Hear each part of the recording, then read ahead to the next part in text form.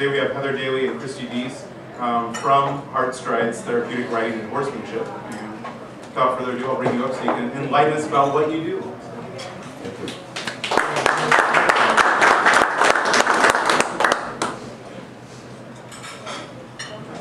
Well, so far this group has been a lot of fun.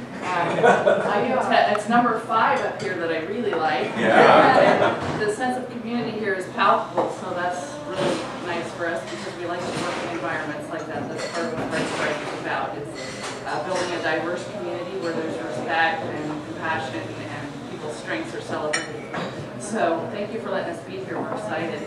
I normally go off my little PowerPoint presentation, which is now on a small screen. So if you don't mind, is this like really hard to see for anybody? Is I kind of have to use it? Is it? Do I have to speak with this? I'm not really good with microphones. We're writing and stuff. We yell all day long, for very long distances. So we also have a display board up here, which I noticed is falling apart already. There we go. That was bothering me. So the concept came together, HeartStrides came together. There were some other programs in this town over the years that have kind of come and gone. That were therapeutic riding programs, and I happen to be the parent of the child with a disability, and I usually start with this story. I'll try not to get emotional because it's very emotional for me to discuss it, but when she was born, we were caught off guard. She was diagnosed with Down syndrome, and it was completely unexpected, and the first 2 years of her life, I was trying, as most parents do, to find therapies that seemed to be in her best interest. A lot of them seemed somewhat bordering on abuse. I don't know if any of you know what gross motor patterning is, but you literally force your child through gross motor stages that most children go through by moving their and manipulating their body. So it works really well, but there were times when it was hard for her and painful, and I was like, is this torture or is this therapy? So a friend of mine happened to tell me about a therapeutic riding program that was in Puyallup, which was a bit of a drive. And I took her there the first day, and typical of children with Down syndrome, she kind of waddled in with low muscle tone and hanging head, and they put her up on this little white pony, and we did something called hippotherapy, which Heather and I will talk to you guys about. And she was on that, they played with balls, and they sat her backwards and had her propped on the horse, feeling that bilateral movement that the horse gives when it moves, and she started, her head came up, and she started pointing and making consonant sounds, and we'd spend hours in speech therapy too, waiting for sounds to come. And pretty soon she was like singing, like humming and singing, and consonant sounds were coming out. And she was sitting up, and her hand control was good, and she was pointing and reaching across her body. Multiple things that we tried in other therapeutic settings to just get one little part of was coming out on the horse, and I was just like, whoa. Okay, so no doubt in my mind this works within the first few minutes. And then when she got off the horse, she had waddled out like this.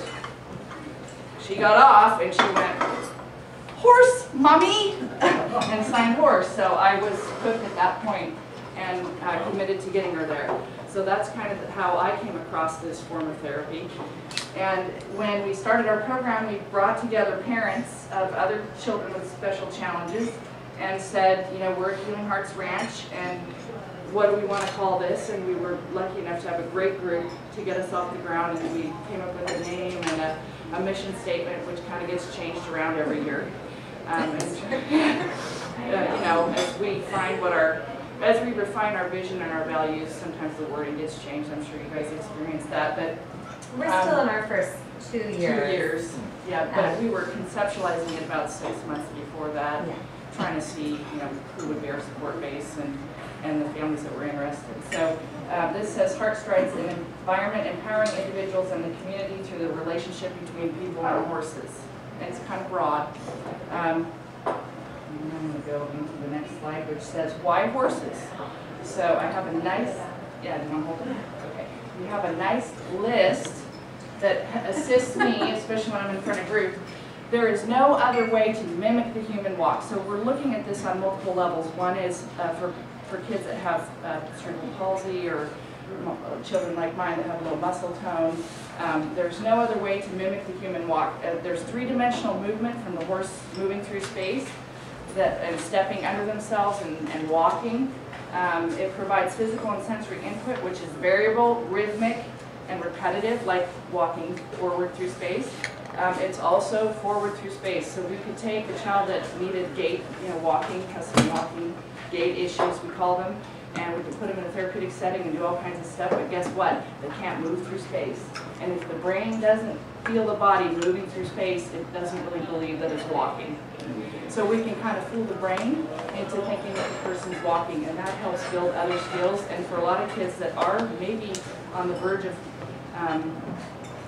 not being able to walk, a lot of them have been able to actually walk, and the doctors have said it might not happen. But we can make the body think that that's happening in the brain and the neurological system, and it's amazing what happens when we do that. Thank you, my assistant, Heather. Do you want to go ahead and read Brain Gym? This is the next layer. I'll preface it. So we're talking about the muscle tone and core muscles and movement. Now we're going to talk about what it does for the brain. And those of us in the industry were saying, why is this working for autism? Why is it working for ADHD? Okay, we get why it works for the kids with physical challenges. Why is it working with all these other cognitive issues? And what they found lately, the latest studies are based on something called Brain Gym, and Heather will read you what that is. Brain gym movements are based on the developmental stages and reflexes that babies work through and integrate in order to learn new physical and mental tasks. When a baby crawls, the infant's right arm must work together with the left to create forward movement. At the same time, the child's right and left brain hemispheres must work synchronously, controlling the opposite sides of the body and building neuroconnections as the crawling movements become easier. Simply put, when you move your body, you move your brain. Of course, there's much more to the program. This cross-lateral crawling movement is a signature of Brain Gym. So we have a lot of our riders who work on having them move across the plane of their body when they're reaching and putting something on. So not only are they getting the cross-lateral, bilateral movement of the horse, but we're also trying to encourage that as well with getting them to move and back behind them as well. And then for kids that are tight, some of the kids are really tight. So you kids are open this way, and we're trying to get them stronger in their midline, and others of them are fetal and locked up in their midline.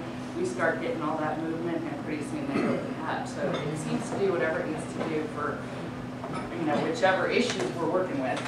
How do we do a typical therapeutic riding class? Well, we start with a really cute kid. This kid is adorable. And then we go with a well-trained horse. This is my personal horse. We got this whole thing started, brought us on this journey. And then, of course, volunteer intensive.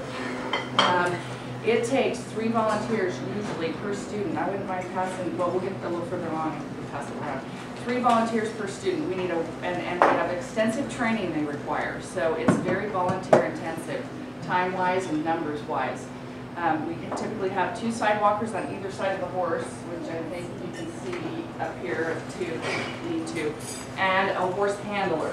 So that's 3 per student. You look at 3 or 4 students in a class, you're looking at 9 to 12, thank you. I have to count on my fingers. Per class, and typically on Saturdays we do 3 classes. We're going to 4 classes in the fall because of limited school schedules. So, and then we have a specialized mounting technique. Of course, you're dealing with a 1,000-pound prey animal. That's what horses are. And so we have to be very meticulous about our mounting technique. We have a specialized mounting ramp. And we have to train our horses extensively, which is time intensive. And then we do a typical, after we mount the student up, we have a tack check. So we have lots of safety measures in place. And then we typically start riding around the arena, warm-up, stretches, stuff like that. And then, some more volunteers. We do teach riding. It's not just a pony ride. And my goal, I'm a parent, and one of my personal mission statements is the least dangerous assumption. The least dangerous assumption is that we can get that person as functional as possible, whatever that looks like for that student. The least dangerous assumption is that they can do something. They can do, we've had students that we've been told we'll never hold the reins and can only ride a certain kind of horse because they flail. And you give that kid a horse and a chance to steer that horse, which is very empowering because most of our kids will never drive. And all of a sudden they can tone their excitement down and calm down, and they'll do anything to be able to really ride that horse and steer. That's, I mean, you know, that when you don't get to pick much of your path in life, that's pretty powerful. When your choices are limited and we can put you on a horse and you can choose which way you want to go, it's really empowering. It's a strong motivator too, and it's a very strong incentive. If it is a behavioral reason why they don't want to, give them a horse and usually they're like, yeah, no problem. Yeah, they will do anything. It's not, we do play games, but a lot of those games are, this is an egg and spoon race. We're building other skills, but it keeps it fun. We're like you guys, number 5 is very important. I wish it was up there. And then we're lucky enough and blessed to have a wooded area where we have started to build something we'd like to expand later as sensory trails. Did I lose it? Oh, that won't help. A sensory trail. So we're headed out. This is volunteers and the cute kid on the well-trained horse heading out to the sensory trail. And there they go in the sun. We're looking at it like when it's sunny. But you can see inexpensive ways we've worked on the sensory trail. There's water noodles hanging from trees. And we can do stuff like have the kids put their reins in one hand, touch the noodle, go on, or do color identification, all kinds of stuff out there. And we moved from even footing in the arena to uneven footing on the sensory trail, and that's a different vestibular input and those different, you know, muscle tone control. A lot of chimes out there, and we've lately been sitting with your having great smells. We have a little push ball tree. We have a push ball tree. We have a little box that has a couple of love it. Smelly scents in there. Horse poop. Horse poop, it's very, olfactory oriented. Oh yeah. And believe me, the kids comment, and sometimes they get fixated on it. Yeah, we can stop talking about poop now. And by the way, how many times a day, I wonder, how many times a day do you think horses poop? The kids love this one. 10 to 15. On average of 12. So if you ever come visit our facility and you look around and you don't see much manure, be impressed. A lot of fiber in their diet. Exactly. The physical benefits, I'm just going to read these. 3-dimensional gait of the horse mimics the human walk. Increasing core strength. The body tells the brain it's walking, so we control the brain. Bilateral movement and rebalancing is a form of something called sensory diet stuff that the brain really likes. Shown to improve right and left hemisphere connections. Horses are intrinsic motivators. Students will work very hard to achieve goals. Heather was alluding to that. Emotional benefits. The relationship with a horse is based on mutual respect. You have a 1,000-pound animal respecting your space and what you're asking of them. That's empowering. Self-esteem and being empowered to choose a path and steer. I already talked about that. Verbal and nonverbal communication. A lot of our kids don't talk, and they really relate well to an animal that is nonverbal and speaks with its body as well. So they have kind of a resonance with each other. It's amazing. Experiential learning about boundaries. So we can teach stuff like that. They learn empathy, responsibility, commitment. It's meaningful recreation. A lot of our kids, and I speak that way because I have a child with a disability, will never play on the school basketball team. They won't be on a soccer team. And when their friends go, well, I play basketball, I play football, they go, well, I ride a horse. And their friends are like, you do? You know, so it gives them a recreational opportunity that kind of allows them to connect with neurotypical children and say, I do something too. It's, once again, empowering.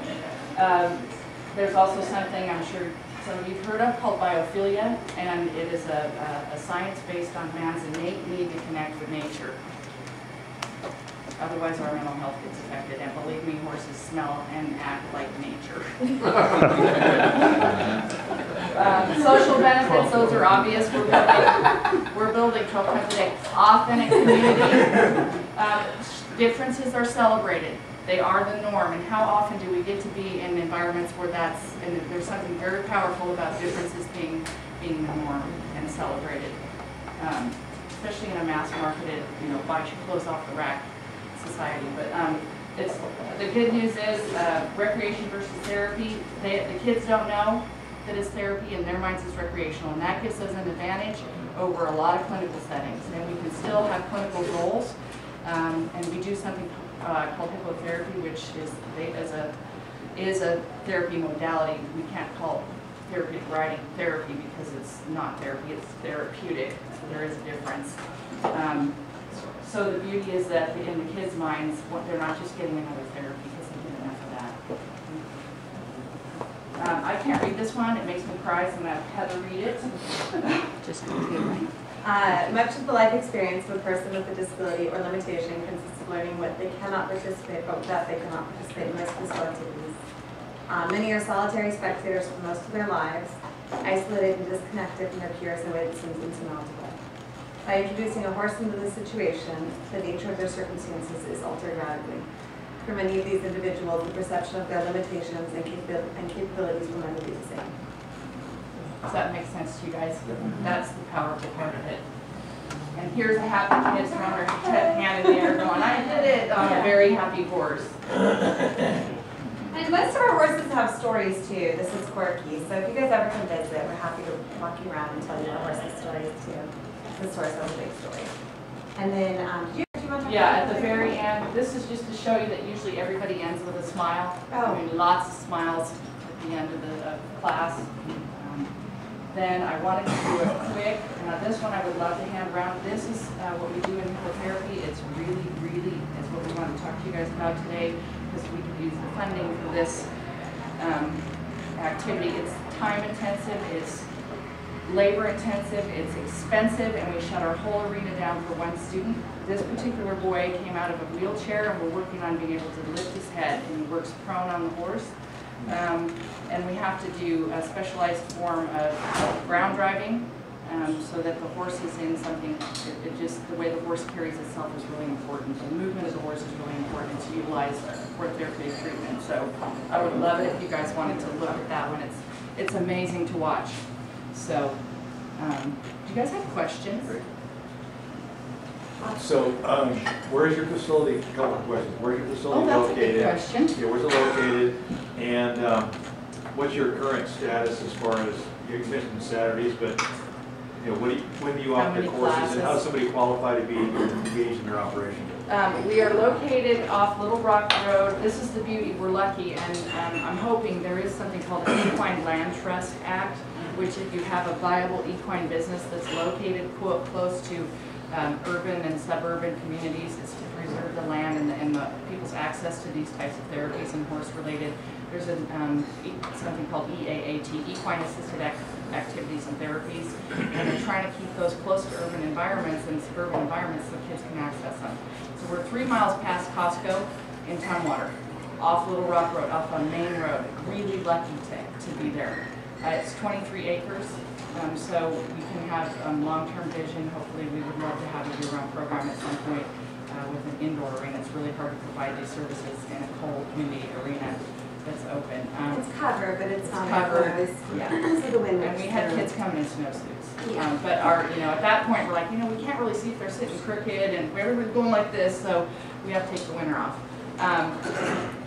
Let's see, classes. Right now we have 4 on Tuesdays, and we have 3 on Saturdays, and we have 1 on Thursday. And that article in the Olympian, thank goodness for that. We're really grateful for that, because now the word's out, and we were lucky. We've kind of been growing slowly and building slowly, which is what we wanted. But we're looking at what's happening in the fall. We've got like 3 more new students or more. Possibly more. I had a lot of contact right after the Olympian article went out, so I sent out a lot of intake papers. So we'll see how many of them come back to me. But usually what happens is people will take them and kind of go, okay, I think in spring, or and then a few of them will start. So I think we have 4 new students starting this session. So we have 8 classes now per week, 3 to 4 students per class. So, are they referred by a physician or self-referral? How does it work? All over. All different ways.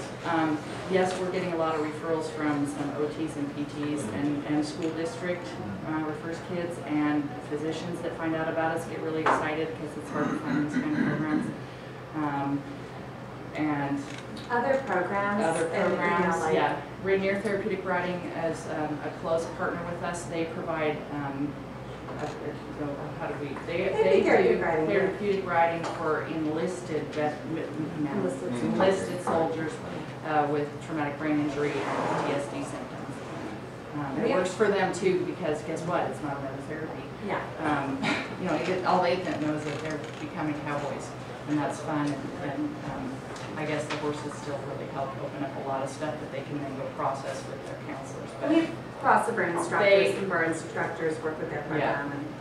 And we've been really interested in sustainability. We've been really interested in making sure that we don't, if one instructor leaves, our program doesn't go under, because we watched other programs struggle with that. So we've worked really hard to have, you know, diversity, and everybody has multiple talents and areas they can fill in. That works really well for sustainability. And okay. Is it just younger kids you do? Well, we have a Silver Saddles program. I have a 79-year-old in that class who is slowly losing his eyesight. He can't drive anymore.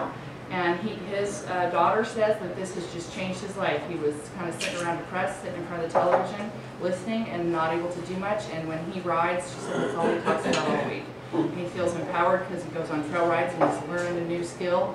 And then there's another woman in that class that has some traumatic brain injury, so that was a good question. And we do a lot of our adults with disabilities, you know, we have 20-year-olds, so they're not all pediatric. Yeah. The therapeutic nature of it would seem to be more temporal.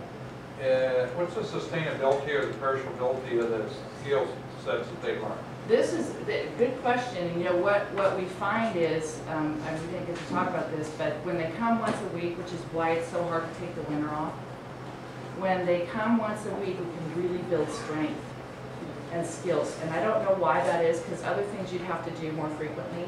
I just think it's such a whole body experience.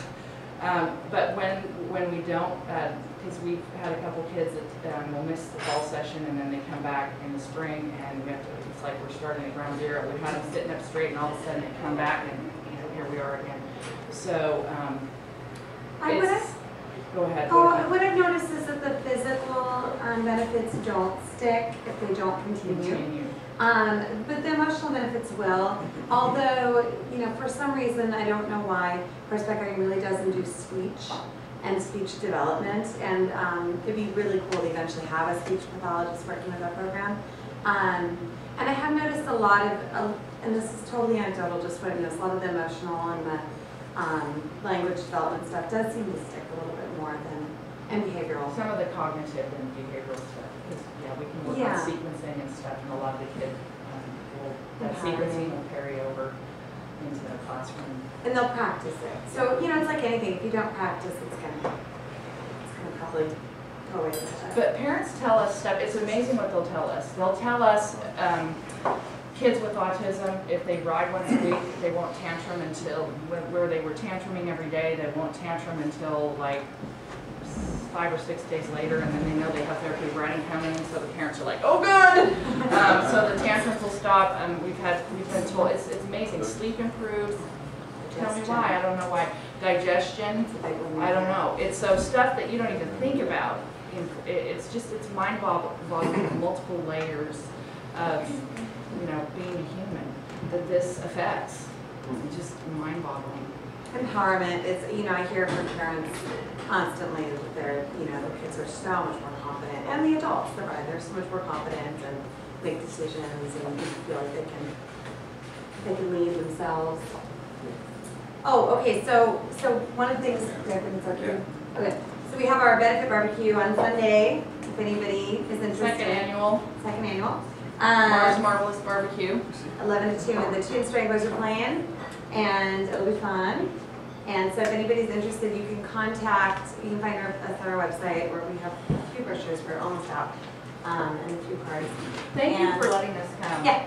Thank you, we really appreciate it.